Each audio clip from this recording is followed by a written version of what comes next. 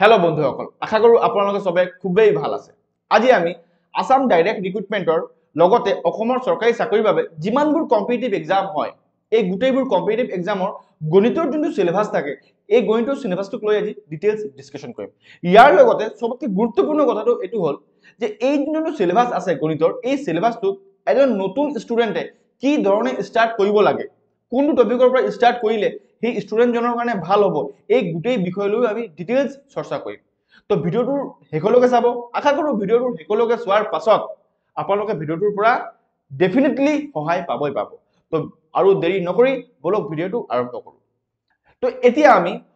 গণিতৰ সিলেবাসটো কি ধৰণে স্টাৰ্ট কৰিব লাগে এইটো তো আমি ডিসকাস কৰিমে, কিন্তু তাৰ আগতে এইটো চৰকাৰী চাকৰিৰ বাবে গণিতৰ যোনটো সিলেবাস হয় এই সিলেবাসটো কি ধৰণে তাত কি ধৰণৰ টপিকস আছে সেইবোৰৰ বিষয়ে জনাটো খুবেই জৰুৰী। ঠিক আছে, তো ফাৰ্স্ট আমি সিলেবাসটো ডিসকাস কৰিম। তো চক এই গোটেইখিনি যিখিনি নাম দিয়া আছে এই গোটেইখিনি হল গণিতৰ সিলেবাস। এতিয়া আপোনালোকে চাই কিনে ক'ব স্যাৰ ইমান ডাঙৰ সিলেবাস হয়, কিন্তু ফাৰ্স্ট এবাৰ চাই লও কি আছে। ঠিক আছে, তাৰ পাছত এই যে ইমান ডাঙৰ সিলেবাসটো কি ধৰণে সৰু কৰিব পাৰি সেইটো বিষয়ে মই ডিসকাস কৰিম কিন্তু। ঠিক আছে, চক ফার্স্ট কি আছে এভারেজ আছে,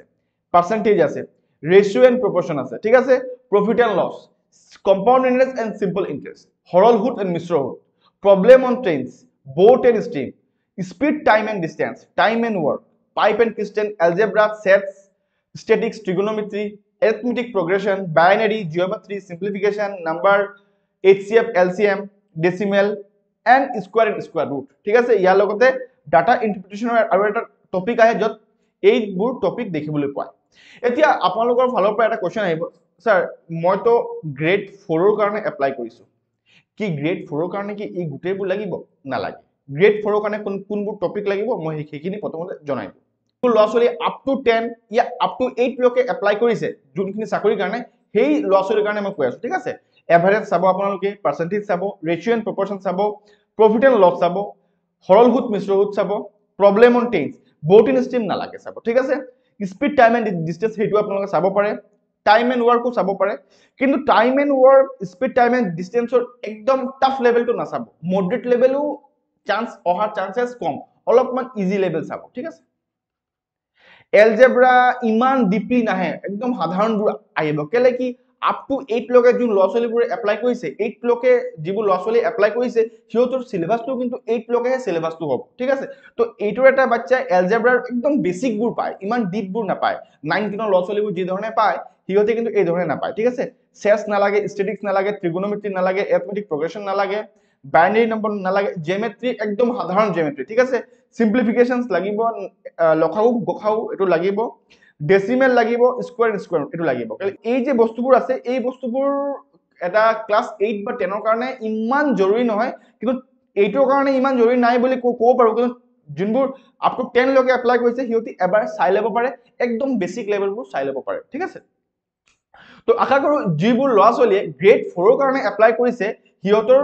গণিতৰ সিলেবাসটো কি কোন টপিকবোৰ কৰিব লাগিব একেততে গম পাই গৈছে। এতিয়া যোন ল'ৰা ছোৱালীয়ে 12th লৈকে বা গ্ৰেজুৱেট এপ্লাই কৰিছে সিহঁতৰ কিন্তু এই গোটেইবোৰ বস্তু লাগিব। ইমানবোৰ গোটেইবোৰ বস্তুখিনি চাই বহুত ল'ৰা ছোৱালীয়ে কি হ'ব, ভয় খাই যাব, স্যাৰ ইমানবোৰ বস্তু শিকিব লাগিব, ইমানবোৰ বস্তু দৰকাৰ আছে নে? আছে, দৰকাৰ আছে। ইয়াত যে আপোনালোকে চাইছে ন, দেখোতেহে ভয় খাইছে আপোনালোকে, কিন্তু ইয়াত একচুয়ালি ভয় খাবলগীয়া বস্তু নাই। আপোনালোকে কেনেকে কেনেকে মই বুজাইছো। চক যেতিয়া নতুন এটা ল'ৰা ছোৱালীয়ে কোনো এটা গণিতৰ যেতিয়া পঢ়াটো স্টাৰ্ট কৰিব মই অলৱেজ ৰেকমেণ্ড কৰোঁ পাৰ্চেন্টেজৰ পৰা স্টাৰ্ট কৰিব। ওকে স্যাৰ, পাৰ্সেন্টেজৰ পৰা স্টাৰ্ট কৰিলো, পাৰ্সেন্টেজৰ পৰা স্টাৰ্ট যেতিয়া আপোনালোকে কৰিব সেকেন্ড টপিকটো আপোনালোকে চাব এভাৰেজ গড়, থাৰ্ড টপিকটো চাব ৰেশিও এন্ড প্ৰপোৰ্শন, হাৰ বুলি কওঁ আমি, ইয়াৰ লগতে স্কয়াৰ এন্ড স্কয়াৰ ৰুট। এই চাৰিটা টপিক যদি আপোনালোকে ইনিশিয়ালি চাই লয়, এই চাৰিটা টপিক শেষ কৰাৰ লগে লগে ডাটা ইন্টাৰপ্ৰিটেশনৰ যোনটো এটা সেকশন আছে সেই সেকশন আছে এই সেকশনটো আপোনালোক কমপ্লিট হৈ যাব। কেনেকে ইয়াত চক টেবুলৰ থক,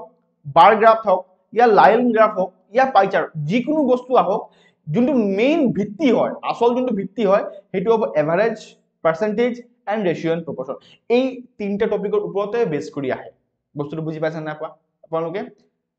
তো সেই কাৰণে এই তিনটা বস্তু এই তিনটা টপিক যেতিয়া আমাৰ ইনিশিয়ালি শেষ হ'ব ইয়াৰ লগতে এই ডিআই ৰ যোনটো আমাৰ কোৰ্স থাকিব ন এইটো অলৰেডি অটোমেটিক্যালি শেষ হৈ যাব সেই কাৰণে মই আপোনালোকক কৈ আছো প্ৰথমতে percentage second average third ratio and proportion ইয়াৰ পাছত এই যোনটো আছে square and square root and decimal and fraction এই পাঁচটা টপিক যদি আমি ভালকৈ চাই লওঁ ইয়াৰ লগ এই পাঁচটা টপিক চোৱাৰ লগে ডাটা ইন্টাৰপ্ৰিটেশন তো শেষ হ'ব ইয়াৰ লগতে সিম্পলিফিকেশন যোনটো টপিক আছে না সিম্পলিফিকেশন এই টপিকটো শেষ হৈ যাব বুজি পালো নাই পা দ্যাট মিন্স ইয়াত বস্তু যিখিনি আছে এটাৰ লগত আনটো লিংক আছে সেই কাৰণে আমি এই বস্তুখিনি লছলিবোৰ নাজানে লছলিবোৰ এক ফালৰ পৰা পঢ়ি যায় কোনটো লগত কাৰ লিংক আছে এই বস্তুখিনি লছলি নাজানে সেই কাৰণে কি হয় ন লছলি ভালকে পঢ়াৰ পাছতো লছলি ভালকে নম্বৰ আনিব নোৱাৰে ইয়াৰ পাছত আমি কি পঢ়িম সেকেন্ড প্ৰফিট এণ্ড লছ চাম CIN SI চাম এই দুটা টপিক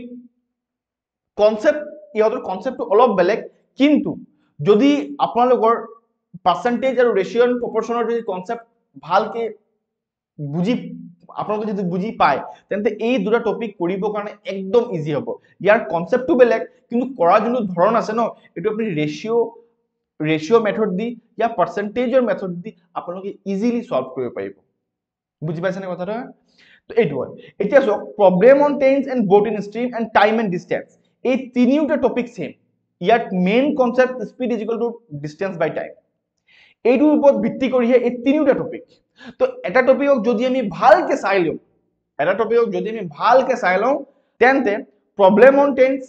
আৰু বোট ইন ষ্ট্ৰীমৰ 75% পাৰ্ট আপোনাৰ ক্লিয়াৰ হৈ যাব 25% পাৰ্টে থাকিব কেনেকুৱা লাগিছে এতিয়া চাই কিনে কি লাগিছে যে সিলেবাসটো ইমান ডাঙৰ নহয় ডাঙৰকে দেখুৱাহে হয়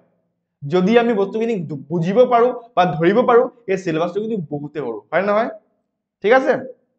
এইটো হল ইয়াৰ পাছত টাইম এণ্ড ওয়াৰ্ক আৰু পাইপ এণ্ড ক্রিস্টেল দুয়োটা সেম টপিক বাট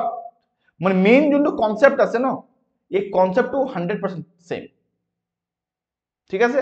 তো সেই কাৰণে ইয়াত ইমানবোৰ বস্তু এটা টপিক যদি ভালকে পঢ়ো আনটো টপিক অটোমেটিক্যালি ক্লিয়াৰ হৈ যাব চাই লওঁ তো আমাৰ ফাৰ্স্ট কি আছিলে এভাৰেজ 2 নম্বৰ আছিলে পাৰ্সেন্টেজ 3 নম্বৰ আছিলে ৰেশিও এণ্ড প্ৰপৰচন ঠিক আছে 4 নম্বৰত আমি যাম স্কয়াৰ ৰুট 5 নম্বৰত যাম ডেসিমেল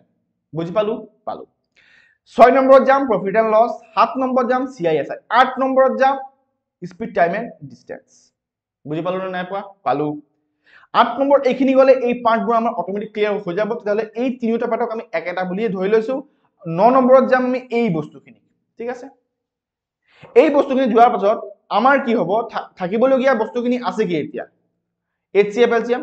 10 নম্বৰত যাম HCF LCM বাইনাৰীত আমি 11 নম্বৰ কেলে কি বাইনাৰী আৰু HCF LCM দুয়োটা একদম হোল টপিক ইয়াত পঢ়িবৰ কাৰণে ইমান সময় নালাগে যদি আমি মেইন কনসেপ্টটো বুজি যাওঁ আৰু কেইটামান যদি 10-15টা মান কোৱেশ্চন সলভ কৰি লওঁ এই কোৱেশ্চনটো এই টপিকটো এদিনতে আপোনালোকৰ শেষ হৈ যাব সেই কাৰণে ইমান মাথা মাৰিব নালাগে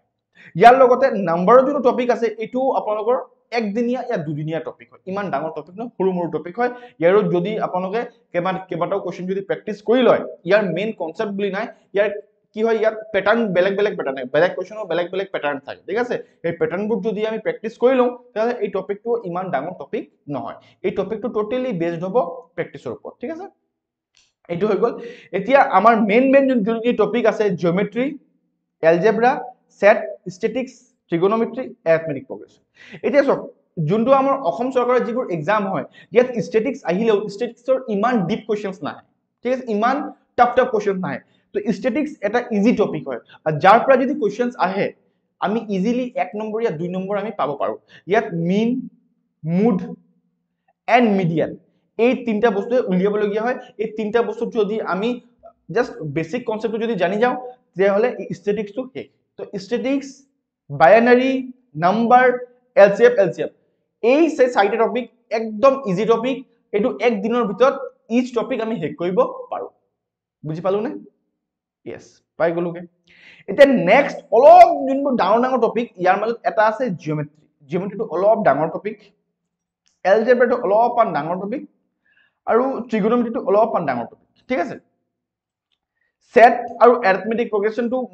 অলপ চলপ আছে এই বস্তুখিনি অলপ চলপ আপোনালোকে চাব লাগিব কিন্তু এই যে এলজেব্ৰা ট্ৰিগোনোমেট্ৰি আৰু জিওমেট্ৰি ইয়াৰ কাৰণে অলপমান এই বস্তুৰ টাইম লাগিব ইয়াত ফৰ্মুলাবোৰ চাব লাগিব ভালকে বস্তুখিনি জানিব লাগিব যেতিয়ালৈকে বস্তুখিনি কনচেপ্টবোৰ ক্লিয়াৰিটি নাই তেতিয়ালৈকে কিন্তু অলপমান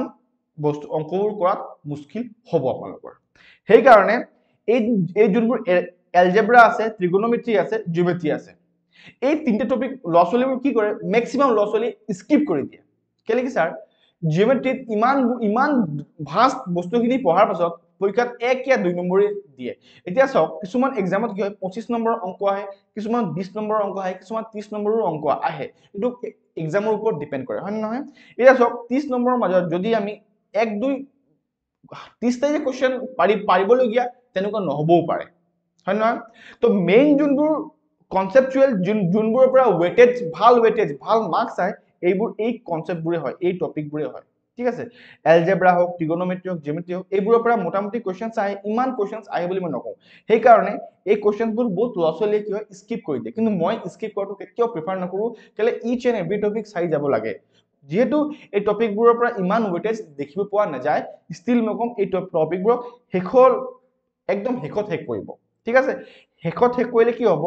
আমাৰ এই যে টপিকবোৰ যেতিয়া আমাৰ শেষ হৈ যাব ন কত না কত আমাৰ মাজত এটা কনফিডেন্স লেভেল বিল্ড আপ হৈ যাব সেই কনফিডেন্স লেভেলতে এই টপিকবোৰক আমি ইজিলি শেষ কৰিব পাৰিম ঠিক আছে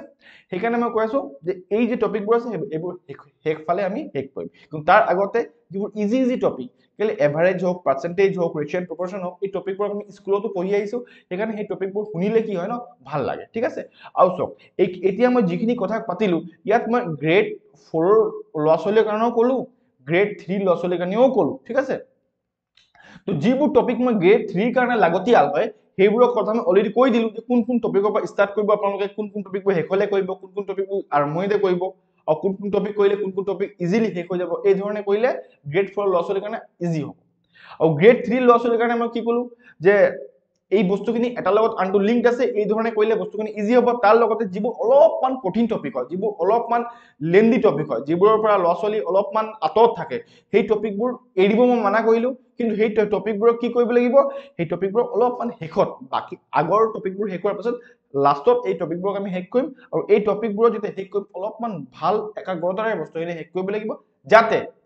মনোযোগটো ভাল হ'ব লাগিব যাতে টপিকবোৰ বুজি পাওঁ আৰু কৰিবলৈ সহজ হয় ঠিক আছে যাতে যিখিনি সময় আমি ইনভেস্ট কৰিম এই টপিকবোৰত যাতে সেই সময়টো আমাক কি হয় উপযুক্ত কামত ব্যৱহাৰ হয় আশা কৰো আজি যোনটো ভিডিঅ' আছিলে আপোনালোকৰ কাৰণে হেল্পফুল লাগিলে আশা কৰো এই বস্তুখিনি বুজাৰ পাছত আপোনালোকৰ গণিতৰ সিলেবাসটোক লৈ কোনো ডাউট নহব বা গণিতৰ সিলেবাসটো আৰম্ভণি কৰাৰ পৰা কৰো শেষ কৰাৰ পৰা কৰো এই বস্তুটোৰ বিষয়ে আপোনালোকক ডাউট নহব যদি ভিডিঅ'টো ভাল লাগিছে আৰু ভিডিঅ'টোৰ পৰা কিবা এটা বস্তু শিকিব পাইছে তেতিয়াহ'লে আপোনালোকৰ ফ্ৰেণ্ডহঁতৰ লগত নিশ্চয় শ্বেয়াৰ কৰিব আৰু যদি আপুনি নতুন চেনেলটোক সাবস্ক্ৰাইব ডেফিনেটলি কৰিব ঠিক আছে তো আজিৰ কাৰণে ভিডিঅ'টো ইয়াতে সমাপ্ত কৰিছো আগন্তুক দিনত বেলেগ এটা ভিডিঅ' লৈ আকৌ লগ পাম ঠিক আছে till then good bye thank U